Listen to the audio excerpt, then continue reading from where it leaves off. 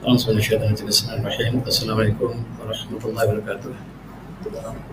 Alhamdulillah, alhamdulillahirrahmanirrahim, wa binasta'in.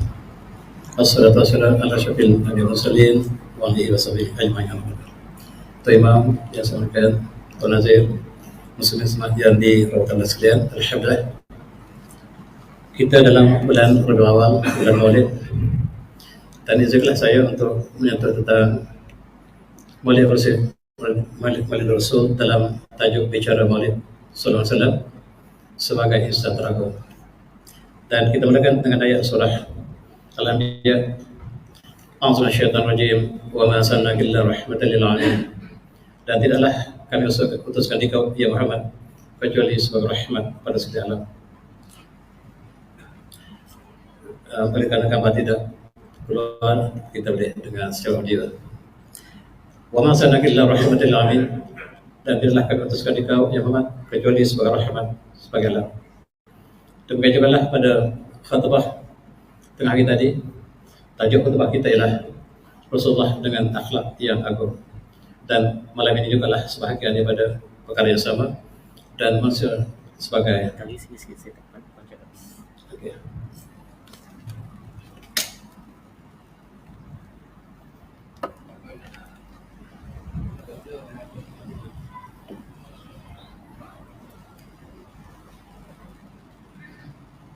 Ya.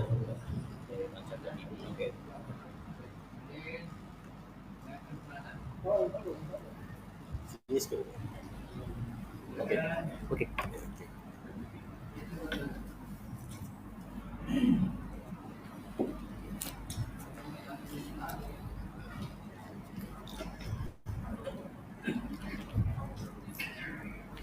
Okay, kita cobakan tadi itu.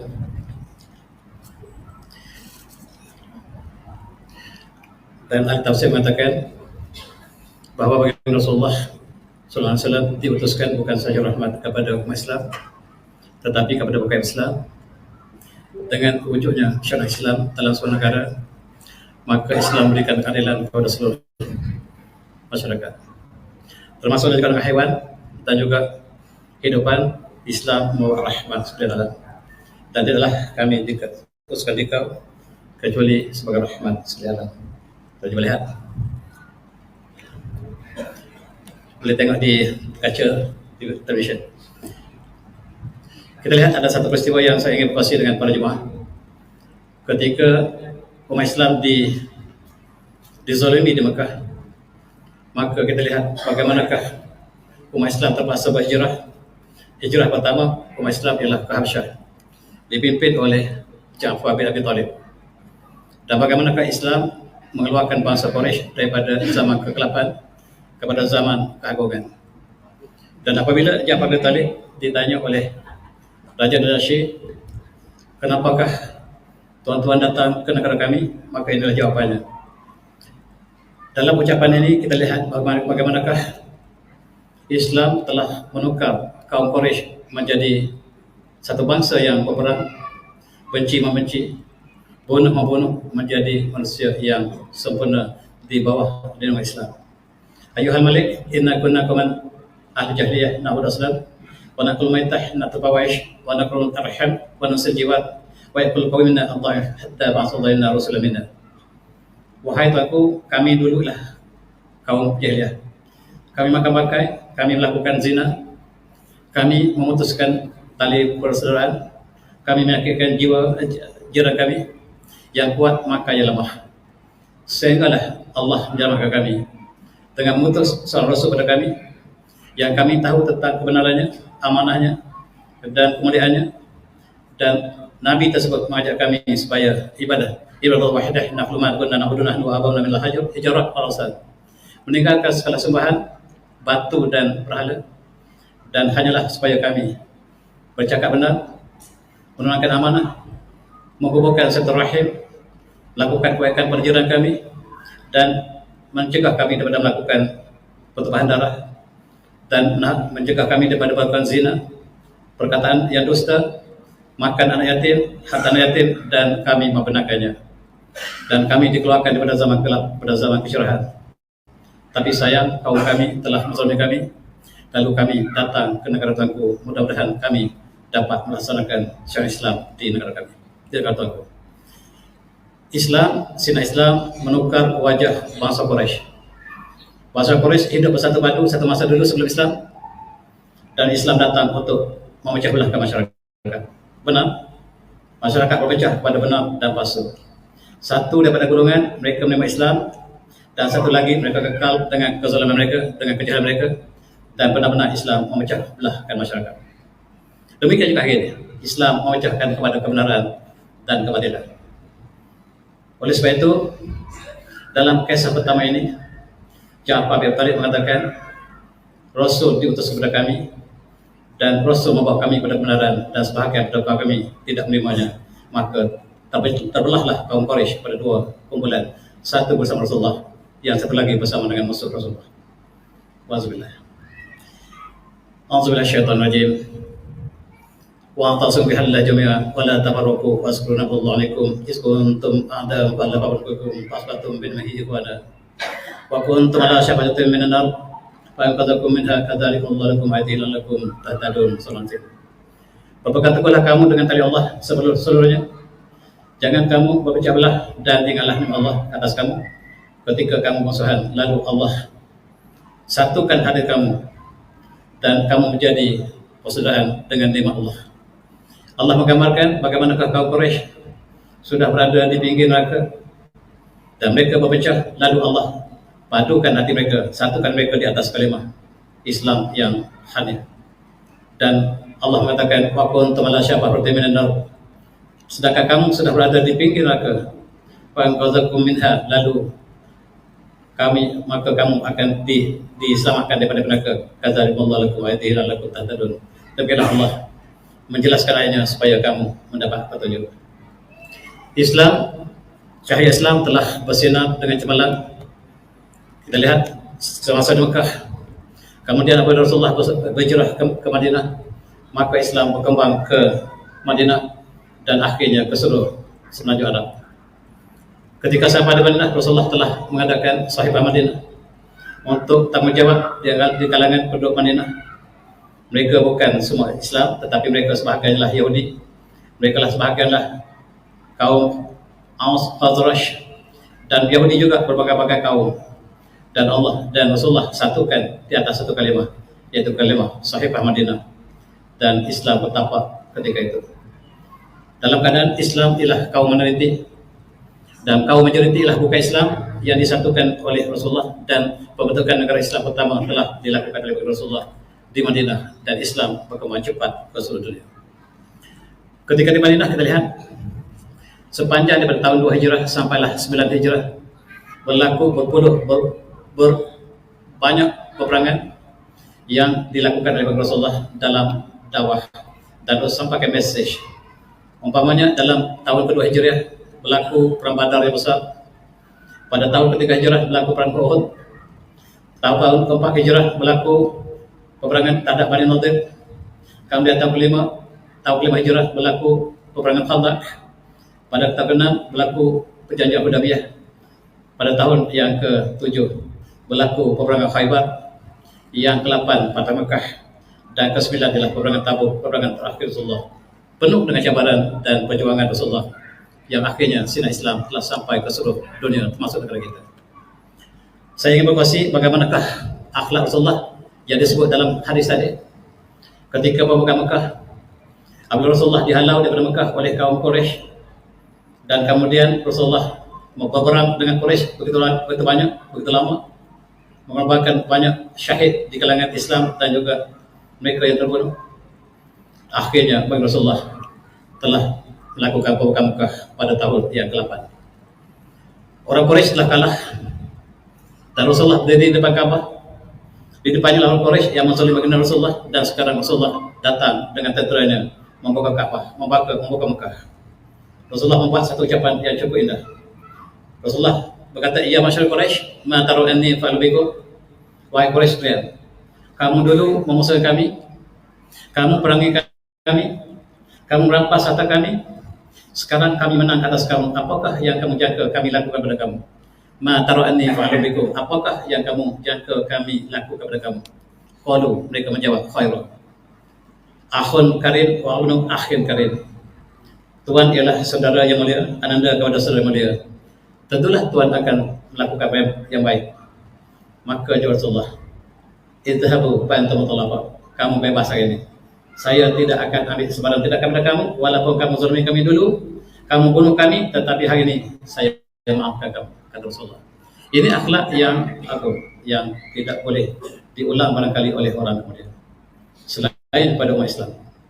Idhabu fa antum talaba. Orang Quraisy yang menzalimi umat Islam, Rasulullah telah lepaskan mereka. Anda semua bebas hari ini. Saya tidak akan mengambil sebarang tindakan kepada kamu.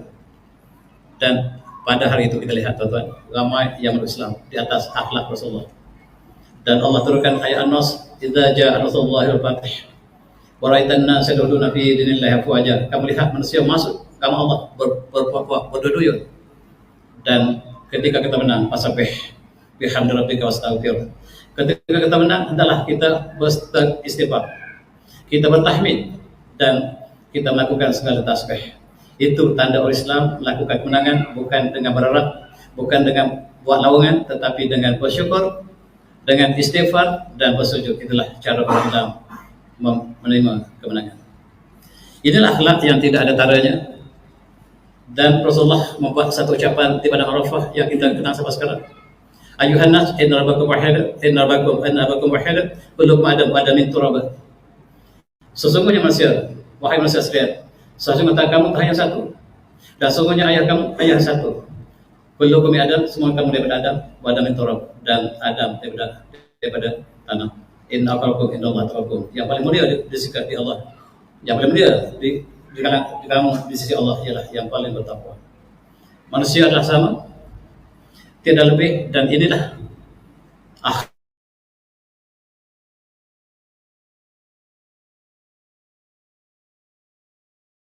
dakwah dan juga akhirnya Islam sampai ke negara kita. A'udzubillahi minasyaitonir rajim. Wa'adallahu alladziina aamanu minkum wa amilus shalihaati lastakhlifanahum fil ardi kama istakhlafa alladziina min qablihim wa yumakkinannahum alladziina hum yumakkinannahum dinahum alladzi tadallahum yubaddilannahum min ba'dihim aw bihim amda ya'budunani la yusyrikuna bi syai'an. Sallallahu alaihi. Allah berjanji kepada orang beriman, kepada kamu dan beramal soleh, pasti Allah akan melantik dia menjadi khalifah di atas bumi. Sebagaimana Allah telah melantik mereka yang sebelum mereka, dan Allah menteguhkan agamanya yang Allah redha bagi kamu, dan Allah akan meningkatkan segala selepas itu ketakutan kepada keamanan sejahtera. Dan mereka menyembah Aku, kata Allah, la yusyrikuna bi syai'an, dan mereka tidak mensyirikkan Aku dengan sesuatu pun. Ayat ini janji Allah kepada umat Islam yang beramal soleh, yang beriman, Allah akan lantik menjadi khalifah, dan ini benar-benar terjadi. Umat Islam telah masuk ke seluruh pelosok alam, daripada semenanjung Arab dalam masa yang sangat singkat, dalam masa 10 tahun Rasulullah berada di Mekah, di Madinah, dan Islam telah sampai ke seluruh semenanjung Arab. Kalau kita kira sekarang, dalam masa 10 tahun, keluasan semenanjung Arab dan Islam berkembang sebanyak 1000 batu kilometer persegi satu hari. Dan itulah cepatnya Islam berkembang, dan sinar Islam dengan segera menerangi seluruh alam semesta. Dan kita umat Islam di tanah air juga menerima Islam dalam bentuk yang sama.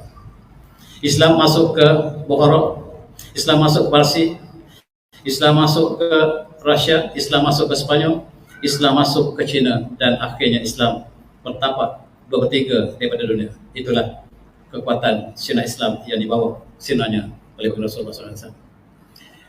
Ketika pembukaan Parsi, saya ingin berkongsi dengan jemaah sekalian, bagaimanakah pembukaan Parsi yang dilakukan oleh Panglima Islam ketika itu, Sa'ad bin Abi Waqqas. Sa'ad bin Abi Waqqas mengutus seorang pemuda bernama Rabi' bin Amir dan untuk bertemu dengan Panglima Perang Parsi yang bernama Rastam.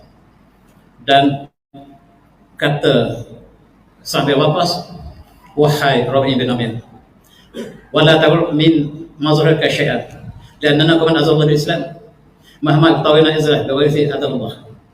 Wahai Rabi' bin Amir, Anda adalah sebagai utusan kami kepada tentera dan kamu jangan takut bertemu dengan tentera Parsi, sebab lianna naqaman Allah Islam, Allah mudahkan kita Islam. Sekiranya kita cari selain Islam, Allah akan hina kita. Dan kamu pergi berjumpa dengan Rustam, kamu pergi ke serangan dan sampaikanlah mesej pada mereka bahawa kami adalah golongan yang cintakan akhirat. Kami cintakan mati pada hidup, kamu cintakan hidup, kami cintakan akhirat. Dan supaya mengeluarkan kamu daripada menyembah sesama manusia kepada menyembah Allah yang Maha Esa. Min dhaqid dunia illa sa'atil akhirah, daripada kesempitan dunia kepada keluasan akhirat. Itulah yang dibawa oleh pemuda ini. Dan apabila menunggang kuda hari per hari, akhirnya sampai ke Parsi. Tentu coba bayangkan, daripada Kufah sampai ke Parsi ribuan kilometer sekarang. Pemuda ini sampai akhirnya di tengah-tengah tentera Parsi, dan dia berhenti kudanya di tengah kapet yang sedang dihampak. Dia turunkan kudanya, dia pegang lembingnya, dia pijak kapet, menunjukkan bahawa kapet yang dimuliakan oleh Parsi di sisi Islam hina sekiranya tidak dijadikan sebagai untuk akhirat.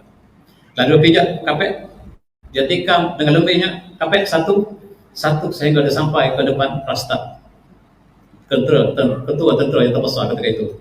Maka terjadilah dialog yang saya ingin kongsi dengan para tuan sekalian. Kata Rustam, ijlis, duduk wahai pemuda. Apa jawab Rabi? Ma itu dhaifan hatta ajlis, innama itu wafidan. Saya tidak perlu duduk, saya bukan tetamu, saya adalah utusan. Dan Rustam memperhinakan pemuda ini. Ma alimakum min azamikum wala aqlamin sya'nan annakum ahla jalan tutaridul ibil fi sahra. Kamu tahu, kamulah orang Arab. Orang Arab adalah orang yang paling hina di atas muka bumi. Mereka hanyalah duduk di padang pasir, menjaga unta. Apakah sebab kamu datang ke istana kami? Kata Rustam. Dan jawab Rabi, Naam ayuhal malik, benar wahai tuanku. Kunna kunta waziyadah. Sebagaimana Tuhan kata, itulah kami dulu. Tapi sekarang bukan lagi. Kunna ahlu jahiliyah, dulu kami ajiliyah, na'budu asnan yaqtulu qaribahu ala syatin. Dulu kami sembah berhala, dan seorang saudara membunuh saudaranya sebab seekor kambing. Walakin Allah ibtanasna linukhrijal ibad min dimbal ibad. Tetapi Allah telah utuskan Rasul kepada kami yang mengeluarkan kami daripada kegelapan di bawah sinar Islam, dan linukhrijal ibad min dimbal ibad ila ibadi rabbil ibad, supaya keluar menyembah semua manusia dan hanya menyembah kepada Allah yang Maha Esa. Min dhaqid dunia ila sa'atil akhirat, daripada kesempitan dunia kepada keluasan akhirat. Itulah maksud daripada perjuangan kami. Akhirnya kerajaan Parsi jatuh. Kerajaan Parsi yang perkasa ini jatuh ketika zaman Sayyidina Umar bin Khattab. Itulah kekuatan Islam total. Kita lihat di negara kita. Negara kita juga tidak sama seperti orang Quraisy. Hidup jangan jahiliyah, menyembah berhala sebahagiannya, menyembah pokok sebahagiannya. Dan Islam telah sampai ke negara kita. Islam dibawa oleh para habaib, Islam dibawa oleh saudagar-saudagar yang amanah. Dan orang Melayu ketika itu melakukan penipuan dalam perniagaan, nama mereka saudagar. Saudagar dalam bahasa Melayu lama maksudnya orang yang meniaga kaya raya dengan cara menipu, itu saudagar. Dan Islam datang ke sini. Dan pedagang-pedagang ini menunjukkan sifat amanah, sifat akhlak yang mulia. Sebab hadis mengatakan at-tajir as-saduq man nabiyyin wa siddiqin wa syuhada. Dan saudagar yang amanah bersama dengan para anbiya, bersama dengan para siddiqin, para syuhada satu di akhirat nanti. Maksudnya berniaga adalah ibadah. Dan inilah yang menambah hati budi orang Melayu di sini. Dan orang Islam, orang Melayu berada di Campa telah berislam. Kemudian di Patani telah berislam, di Melaka kemudian berislam, di Jawa, di Sumatera, dan akhirnya Islam telah bersinar ke seluruh alam Melayu kita. Alhamdulillah. Dengar apakah yang dilakukan oleh orang Melayu sebelum Islam. Dicatatkan oleh Syekh Dabatani, bagaimanakah orang Melayu Patani sebelum datang Islam. Hidup penuh dengan jahiliyah. Waktu itu perempuan dan lelaki tidak kahwin, dan tidak haram untuk setidur duduk. Adapun perempuan sangat huriyah, Kalau dia nak duduk dengan siapa pun boleh belaka syahadat, maka adalah kahwin nikah tidak ada. Dan seorang perempuan boleh tidur dengan 10 lelaki. Perempuan Melayu boleh tidur dengan 10 lelaki sebelum Islam. Bila melahirkan anak, perempuan ini boleh pilih salah satu daripada lelaki tadi untuk jadi ayah kepada ini. Dan lelaki yang dipilih oleh perempuan tadi tidak boleh tolak lagi. Itu orang Melayu.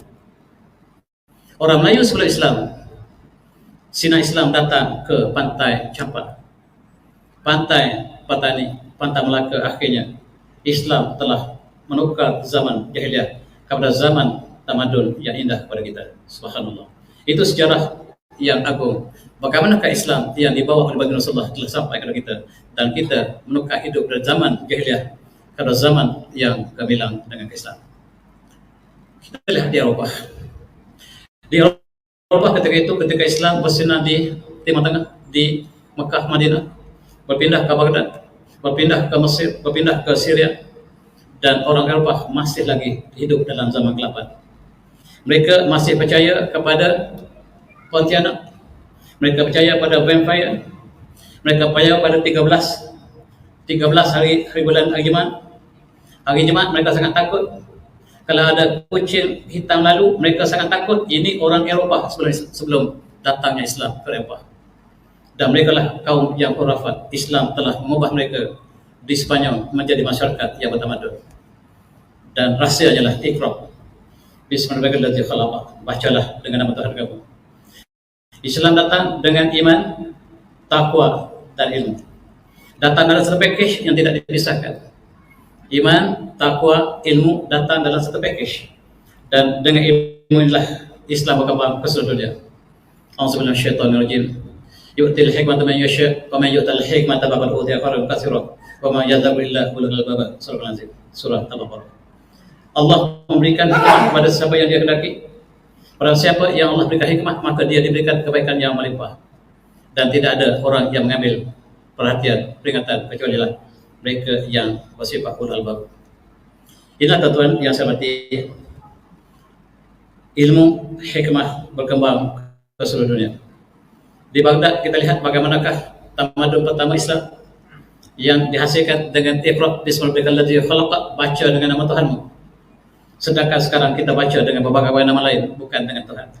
Kita baca kerana sijil, kita baca kerana profesionalisme.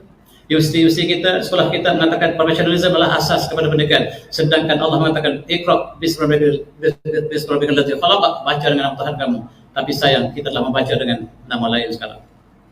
Tetapi ketika kita membaca dengan nama Allah, di Baghdad umpamanya, di situlah tempat pengembangan ilmu yang sangat-sangat besar. Kita ingat kembali Baitul Hikmah yang ditubuhkan oleh Kerajaan Abbasiyah untuk mengkaji tentang alam semesta, mengkaji tentang langit, bumi, gunung, ganang, dan kehidupan manusia. Maka disinilah dibangkan hadarah Baghdad yang telah berlaku, dan Baitul Hikmah menjadi sebab perkembangan kajian yang cukup mengagumkan. Disinilah kita mengkaji tentang ilmu Al-Quran. Dalam Al-Quran banyak ayat Al-Quran.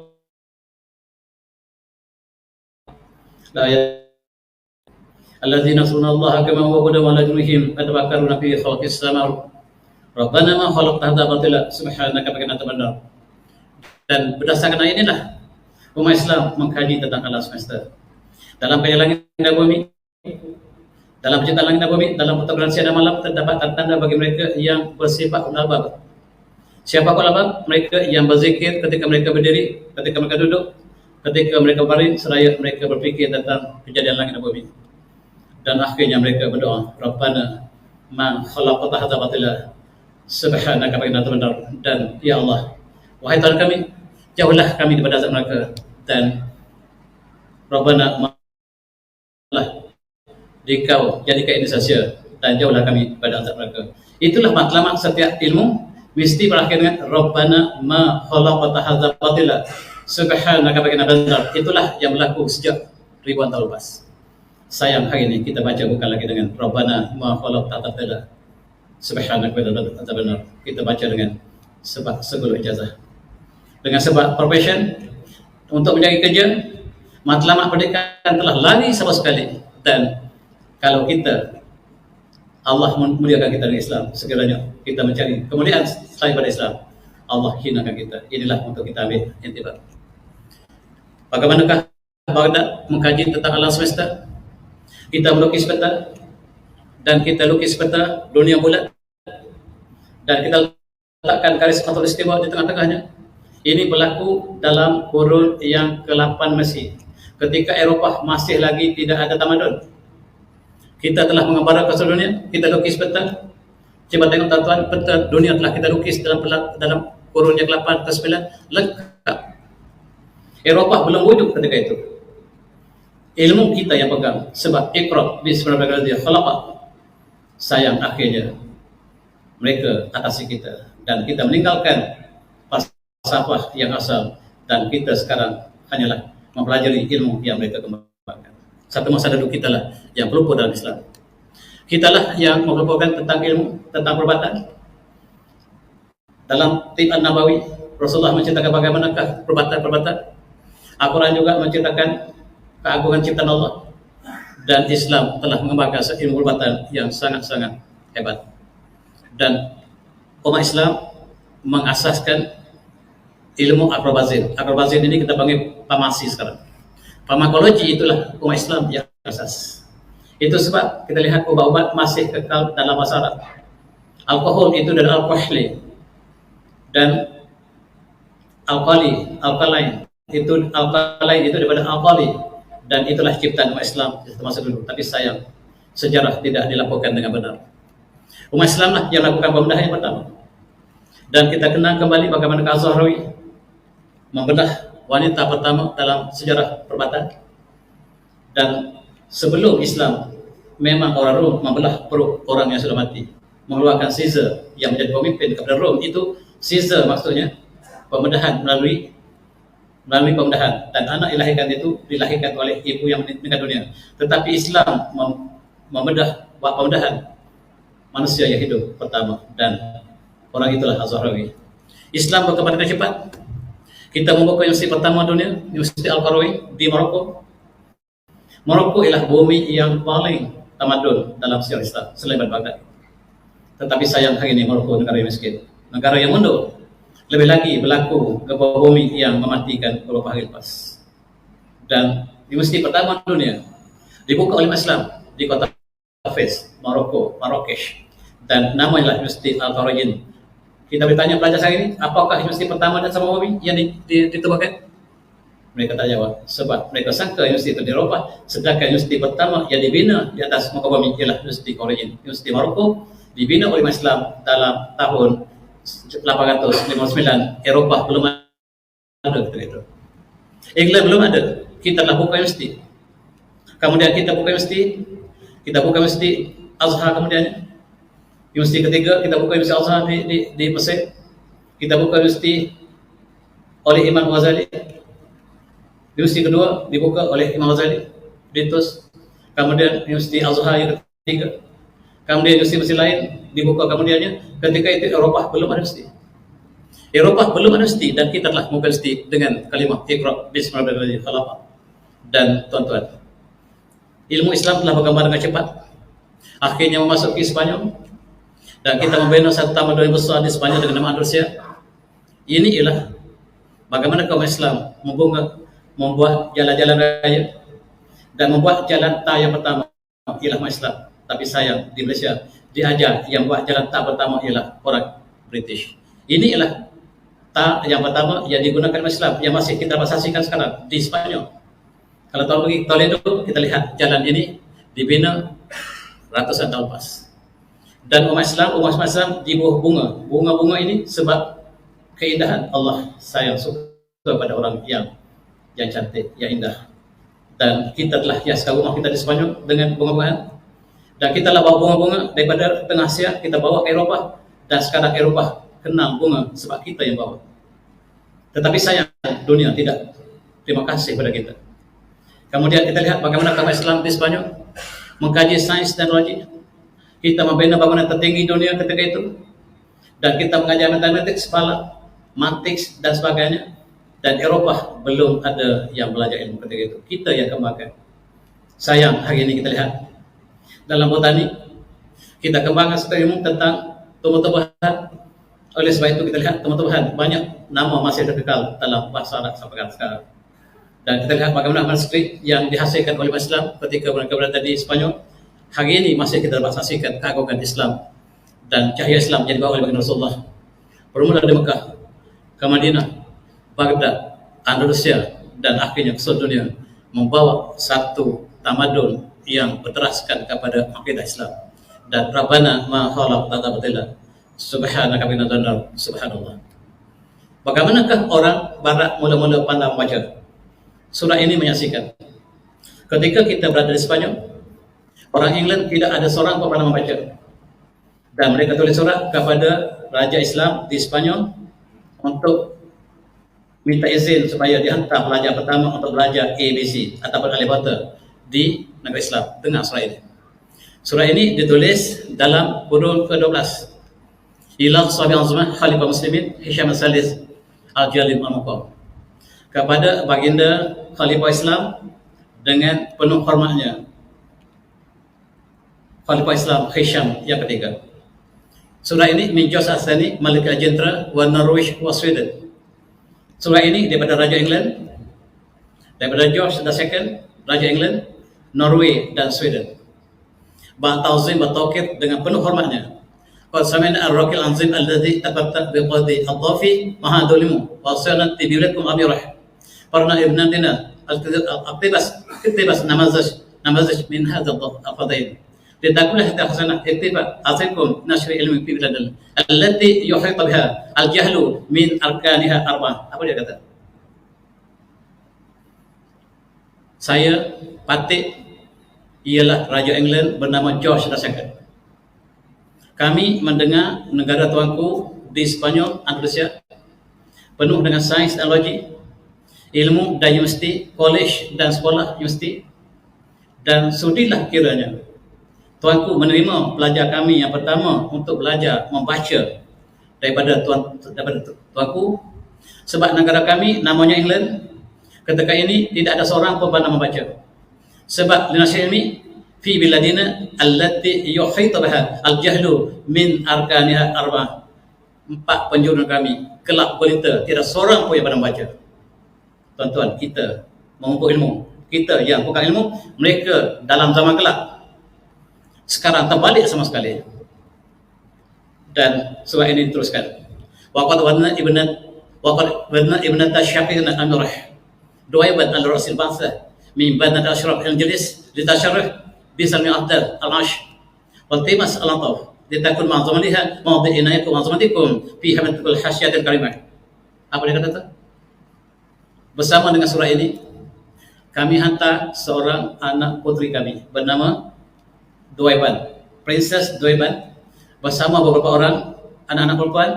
Sudilah terima anak kami ini, bacalah mereka baca, sebab tidak di England tidak ada seorang pun pandai baca.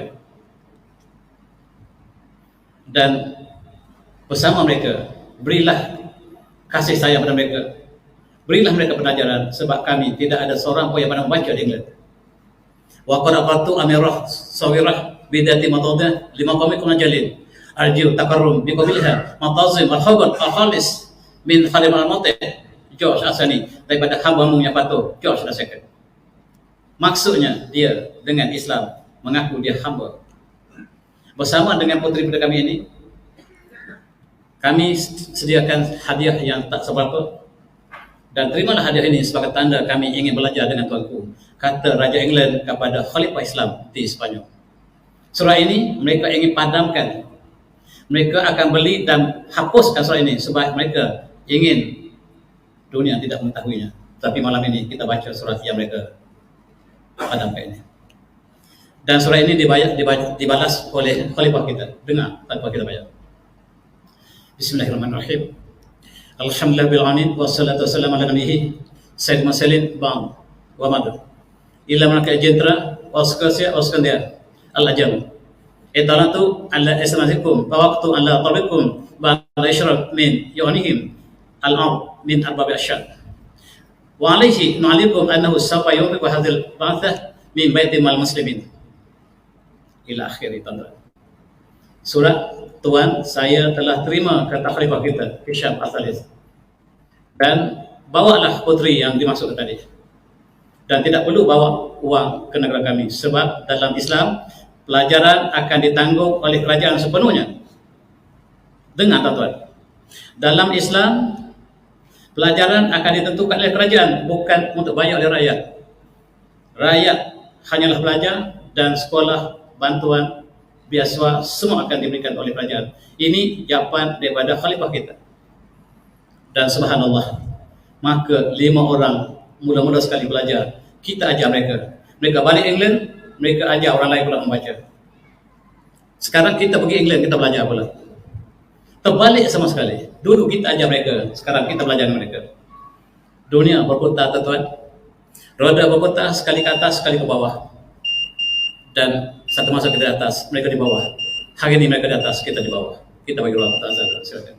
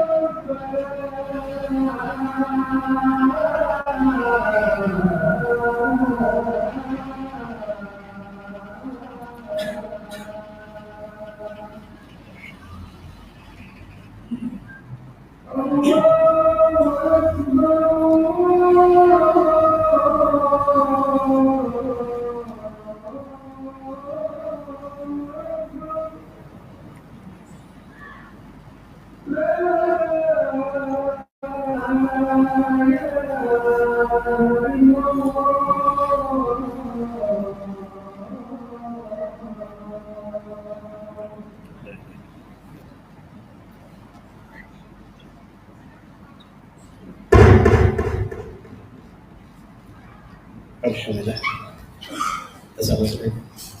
Kita lihat bagaimana Islam telah membangun Eropah di Spanyol dengan nama Andalusia semasa dulu.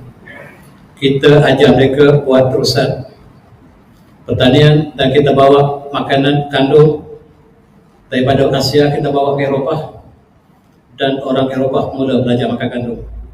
Kita bawa padi dan mereka mula belajar makan nasi. Sebab dalam bahasa Arab sebut arus, mereka sebut rice. Mereka tak ada istilah rice pun. Dan mereka banyak mengambil daripada kita makanan asal orang Eropah ialah ubi ketan. Sekarang mereka tinggal ubi ketan, mereka makan makanan kita, kandung. Mereka makan nasi. Dan kita bawa makanan buah-buah ke sana, aprikot. Dalam bahasa Arab panggil barkok. Dan kita bawa buah-buahan ke sana, bunga-bungaan kita bawa ke Eropah.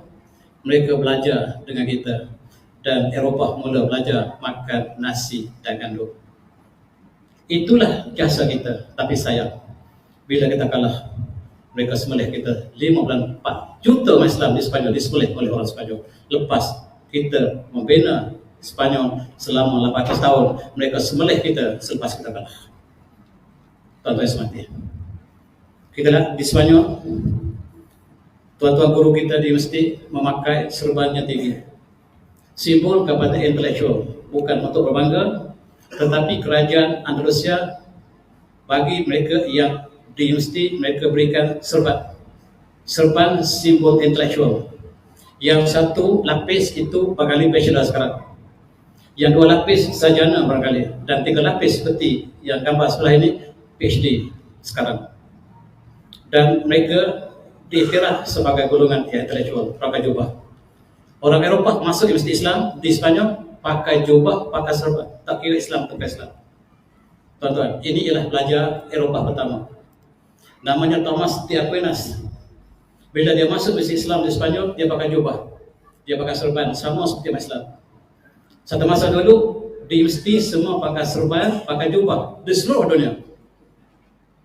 Sebab Islam yang mulakan universiti.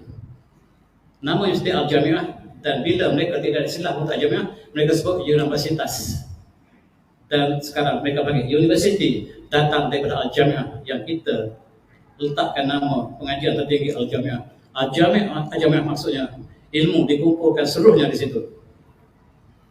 Dan dia menulis dengan cara Arab. Sebab itulah kita lihat istilah-istilah yang mereka gunakan masih guna bahasa Arab sampai sekarang. Algebra daripada Al-Jabar, Azimuth daripada Azimuth, cube daripada kambun. Kambun ialah cube of cube. Sifar dipanggil zero sekarang. Apabila kita mengajar sifar pada mereka di Eropah, mereka tak ada istilah sifar. Mereka sebut cipher. Sekarang kita panggil cyber. Itu sifar. Mereka tak ada istilah untuk sifar, maksud kosong. Kemudian bila dibawa ke Jerman, orang Jerman belajar matematik Islam, mereka tak ada istilah, mereka sebut ziffer pas sekarang. Perancis tak ada istilah, dia sebut shipper. Shipper dalam bahasa Perancis sampai sekarang untuk sifar. Kemudian pergi ke Itali panggil Sifaro. Dan bangsa paling mundur di Eropah ialah British, dia ambil daripada Sifaro zero. Zero itu adalah sifar. Dan kita boleh trace semua ilmu mereka, istilah mereka masih dalam bahasa kita. Umpamanya checkmate dalam jatuh, itu syahmat. Syah mati, raja mati. Matres dan matrah. Zenis, massage, huruf daripada al-masah di Arab. Mirror itu daripada mirror bahasa Arab. Kita masih guna dalam bahasa Inggeris, masih guna bahasa Arab sampai sekarang, miratun. Bila orang Islam cipta cermin dan dia tengok wajah dalam cermin pertama kali, manusia tengok wajah dia dalam cermin, umat Islam cipta cermin. Itu sebab cermin nama miratun, dia ambil daripada miratun, sebab yang suka cermin perempuan. Sampai sekarang panggil miratun.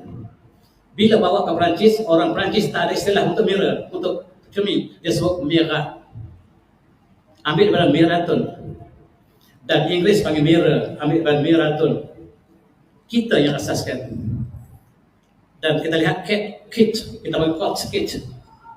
Starlight, satin. Kemudian hari, horror, hobby, hubber, noble, nabil, influenza daripada anza. Etex, hatak, Bahasa Inggeris ini bahasa Arab, tuan-tuan. Tapi mereka tutup supaya kita tak tahu asal-usul bahasa Inggeris itu bahasa sebagian besarnya daripada bahasa Arab.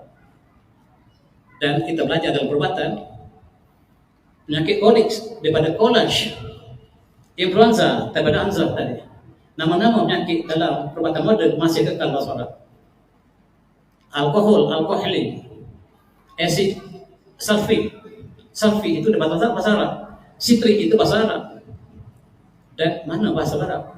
Maksudnya ia mengasas ilmu agama Islam, tuan-tuan. Nama-nama di Spanyol masih kekal nama Islamnya. Ada Malaga, asalnya Malaka, sama seperti Malaka kita. Ada Madrid, asalnya Madrid. Kita yang bina negara ini, tapi sayang kita kalah, kita dibunuh. Dan bagaimanakah mesti pertama di Eropah? Siapa yang bina, tuan-tuan? Umat Islam. Namanya Ibn Rushd. Ibn Rushd lah membina mesti Eropah yang pertama, namanya mesti Sorbonne. Universiti Sorbonne dibina oleh umat Islam. Itu sebab Universiti Sorbonne, universiti terbaik dunia ini.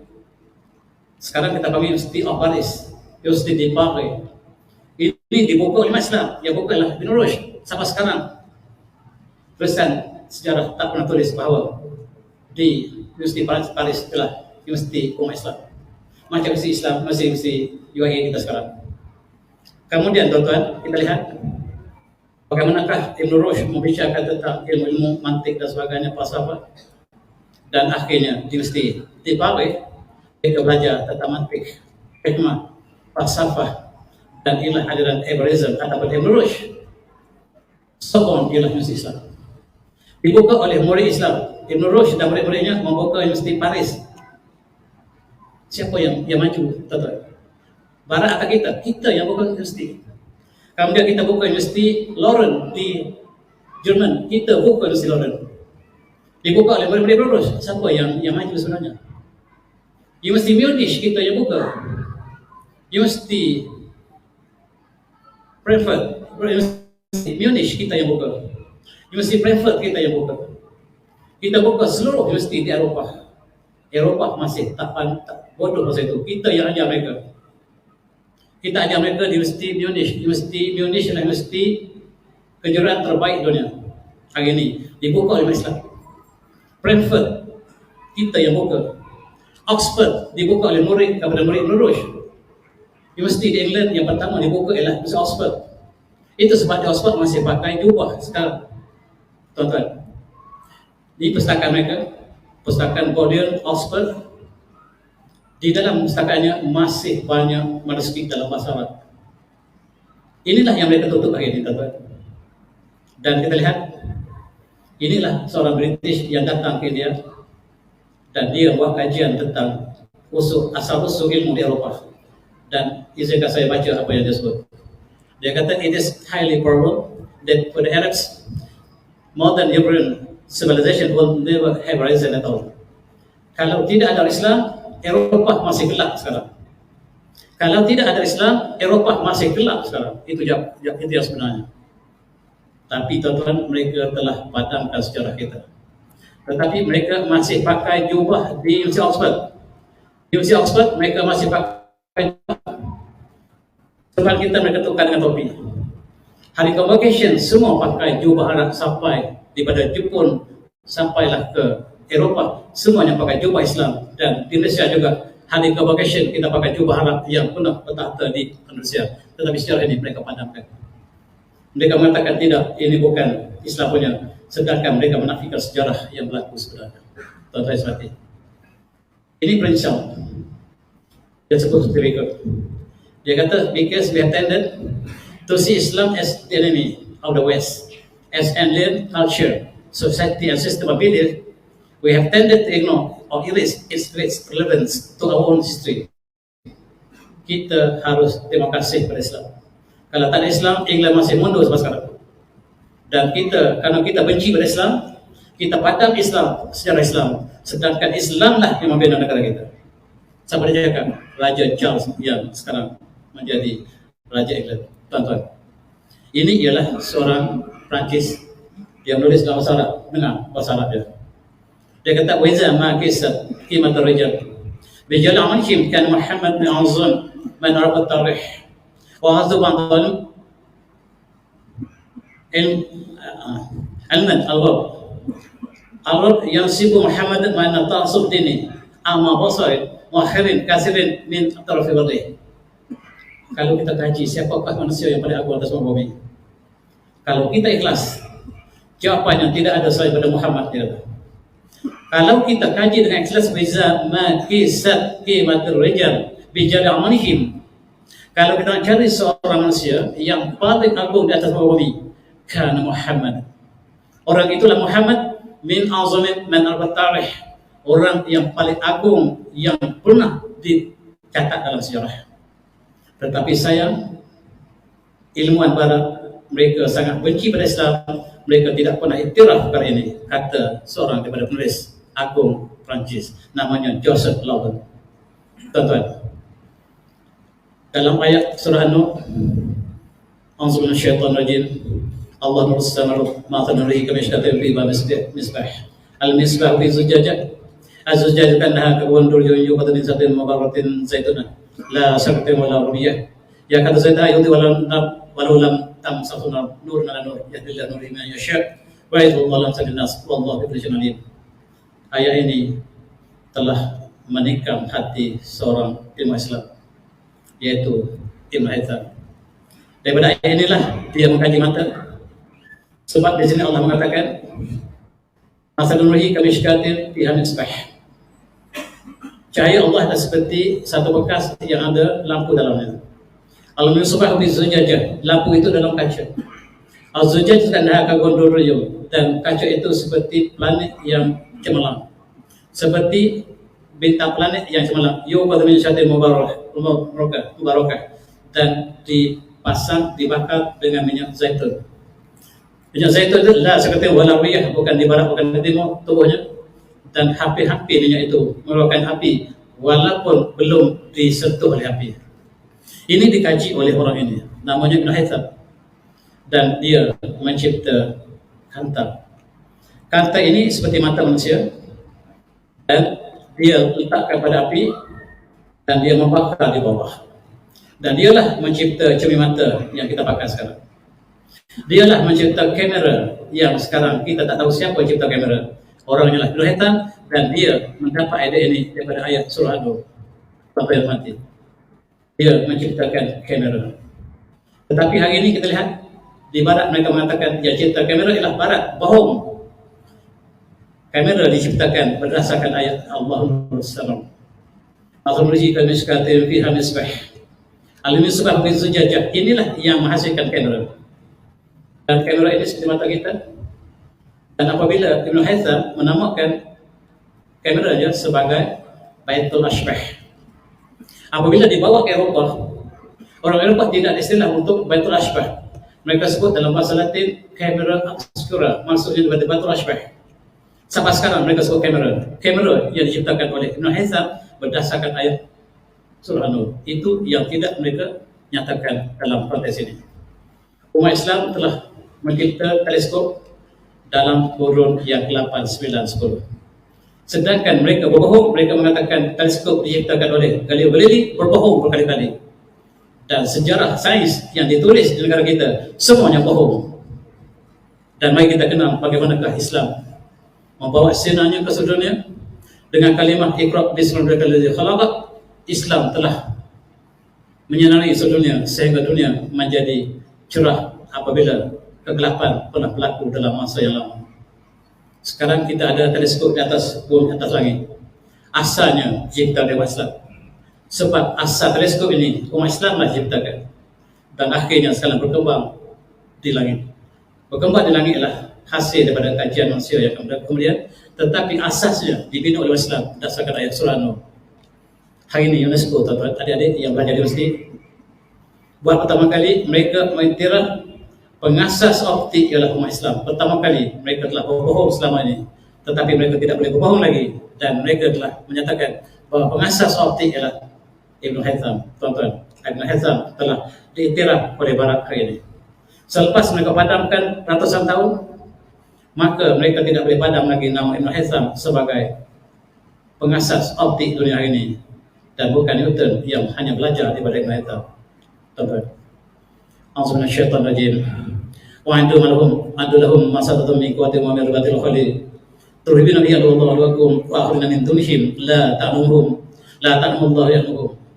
Dan adalah kamu bersedia dengan kekuatan peperangan apa yang kamu mampu daripada kuda yang tertamat, supaya kamu menakutkan musuh Allah dan musuh kamu, dan selain pada mereka Allah mengetahui tetapi kamu tidak mengetahuinya. Umat Islam mencipta roket pertama. Roket yang dihantar oleh mereka ke langit itu umat Islam yang cipta. Namanya adalah, malam ini saya sebutkan yang benar, yang dibohongi oleh barat begitu lama. Roket diciptakan di China, diciptakan di Andalusia, dan orang pertama yang menciptakan roket adalah namanya Hassan Ar-Rahman. Rahman dalam bahasa Arab ialah roket. Hassan tukang roket, dihasilkan dalam Kerajaan Osmania. Kitalah yang menciptakan roket. Dalam peperangan dilakukan di Osmania, kita sudah menggunakan torpedo. Torpedo umat Islam yang ciptakan. Namanya Laghazi Hassan Jalabi, ataupun kita panggil Hassan Ar-Rahman. Dialah menciptakan roket yang digunakan oleh mereka. Itu sebab yang mula-mula sekali hantar roket ke langit ialah umat Islam, Rusia. Yang hantar roket ke langit ialah Rusia, dilakukan di negara umat Islam, di Kazakhstan. Sebab teknologi udara angkasa ini dimudahkan umat Islam, dan Rusia menjadikan umat Islam sebagai asas kepada roket pertama yang hantar ke langit. Dan Amerika terpaksa mengakui bahawa roket yang dirancang ke langit ialah hasil ciptaan umat Islam. Tetapi kita dibohongi selama ini. Bagaimanakah ini ialah datang daripada ayat surah Al-Anfal? Bagaimanakah roket senapan juga umat Islam yang mengasaskannya, dan orang Melaka menggunakan senapan untuk menentang Portugis. Umat Islam yang menciptakan senapan, kita yang bukan teknologi selama ini, tetapi dibohongi oleh barat dalam sejarah. Malam ini ketika kita melihat keagungan manusia teragung, Rasulullah yang mencetuskan pengambilan ilmu yang datang kemudian, maka inilah yang kita harus ingat kembali. Tuan-tuan, ini ialah torpedo yang dicipta oleh Islam, dan ini digunakan dalam peperangan Osmania. Dan kemudiannya roket ialah alat peperangan Islam. Termasuk robot ialah diciptakan Islam ketika Osmania. Dan robot ini kita hadiahkan Sultan Abdul Hamid Khan yang kedua, menghadiahkan robot ini kepada Raja Meiji Jepun. Dan Jepun terpinga-pinga melihat robot yang bergerak sendiri.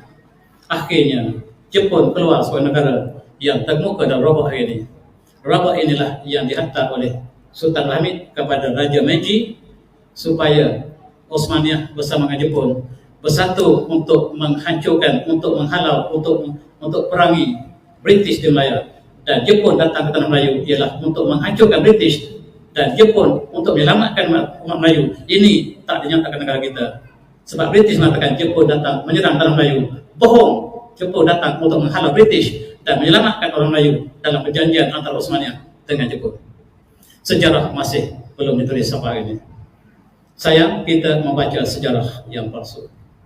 Tuan-tuan, NASA menggunakan teknologi Islam. Roket adalah teknologi Islam yang sekarang telah canggih berbagai-bagai bentuk, dan kita dapat ambil gambar bumi kita. Itu bumi kita. Mereka naik ke langit dan mereka lihat bumi kita just one dot. Yang kecil itu tuan-tuan, dekat dengan air itu ialah bumi kita. Bulat, tergolek-golek, itulah bumi kita yang diambil gambar daripada angkasa. Dan subhanallah, inilah yang menimbulkan kajian, dan seluruh alam semesta sedang bersujud kepada Allah. Sebagaimana Allah sebut dalam surah yang lain, A'udzu minasyaitonir rajim. Alam tara Allah yasjudu ma fis samawati wa ma fil ardi wasyamsu wal qamar wan nujum wal jibal was sajar wad dawab wa katsirun minan nas wa sanhabul hadab wa man yuhillahu ma lahu min rizqin innallaha bima yasha. Dan mereka mengambil gambar langit, dan apakah kita lihat bahawa bersujud pada Allah seluruh yang ada langit dan bumi. Bulan bersujud, bintang bersujud, dengan kamera, dengan roket yang Maslah cipta disambung oleh orang barat, dan mereka mengambil gambar yang indah. Dan apakah melihat bahawa seluruh langit dan bumi sedang bersujud pada Allah? Matahari sedang bersujud, bulan sedang bersujud, bintang bersujud, gunung ganang bersujud, pohon bersujud, binatang melata bersujud, manusia bersujud. Ramai yang bersujud dan ramai yang tidak bersujud. Yang berhak azab Allah atas mereka, dan siapa yang Allah hina, tidak siapa yang dapat memuliakan mereka. Allah, inna Allah, sesungguhnya Allah melakukan apa yang Dia kehendaki. Tuan-tuan, semakin kita dekat dengan ciptaan Allah, dimulakan umat Islam, disambung oleh orang lain, dan hari ini marilah kita kembali melihat keagungan ciptaan Allah. Dan dengan ciptaan yang dilakukan oleh saintis moden, hari ini kita dapat melihat keagungan ciptaan Allah yang cukup mengagumkan. Dan manusia melakukan di angkasa raya menghantarkan gambar untuk melihat keagungan ciptaan Allah. Dan dalam kajian di barat, ada seorang penulis bernama Michael Hart. Dia menulis buku bertajuk 100 Ranking the Most Influential Person in History. Dia nak cari siapakah manusia yang paling agung di atas muka bumi sejak daripada zaman yang daripada Adam AS sampai sekarang. Dan dia bukan Islam, tuan-tuan. Dan dia memilih yang pertama, manusia yang paling agung ialah Muhammad SAW. Dia bukan Islam, tetapi sumbangan yang dilakukan oleh umat Islam selepas wahyu dibawa oleh Rasulullah menukar zaman Eropah pada zaman daripada gelap ke zaman cerah, dan Eropah dapat naik ke langit. Ini sebahagian, inilah bermula dengan pengurusan Rasulullah SAW. Amerika maju kerana Eropah, Eropah Indonesia maju kerana umat Islam, umat Islam maju kerana Baghdad, Baghdad maju kerana Madinah, Madinah maju kerana Rasulullah. Dan hakikatnya tamadun mereka sekali berpunca Rasulullah. Itulah yang disebut oleh orang ini, disebut oleh Michael Hart. Dan apabila Presiden Amerika tanya, kenapa kamu pilih Rasulullah sebagai manusia paling agung, kenapa kamu tak pilih Jesus Christ? Ini jawapannya. Dia kata, my choice as Muhammad to lead the list of the world most influential person may surprise some leaders and may be questioned by others, but he was the only man in history who was supremely successful in both religious and secular level. Tak ada manusia yang paling agung melainkan Rasulullah, yang berjaya dalam semua bidang, dan itu disebut oleh orang bukan Islam. Dan tuan-tuan, hari menyambut Maulid Rasulullah, kalau orang bukan Islam dapat melihat Rasulullah manusia yang paling agung, apakah kita tidak dapat melihatnya? Sedangkan Allah mengatakan, wa ma arsalnaka illa rahmatan lil alamin. Oleh sebab itu, hadis yang diriwayatkan oleh Imam Muslim, Rasulullah bersabda, man salaya salatan sallallahu alaihi wa asyra. Siapa yang selawat pada saya sekali, Allah akan selawatnya 10 kali. Marilah kita sama selawat Allahumma shalli ala Muhammad, Allahumma shalli ala Muhammad. Itulah yang disebut. Dan kata dalam hadis diriwayatkan oleh Imam Tirmizi, Rasulullah bersabda, awlan nas bi yaumil qiyamah asruhum ala salat. Salatan.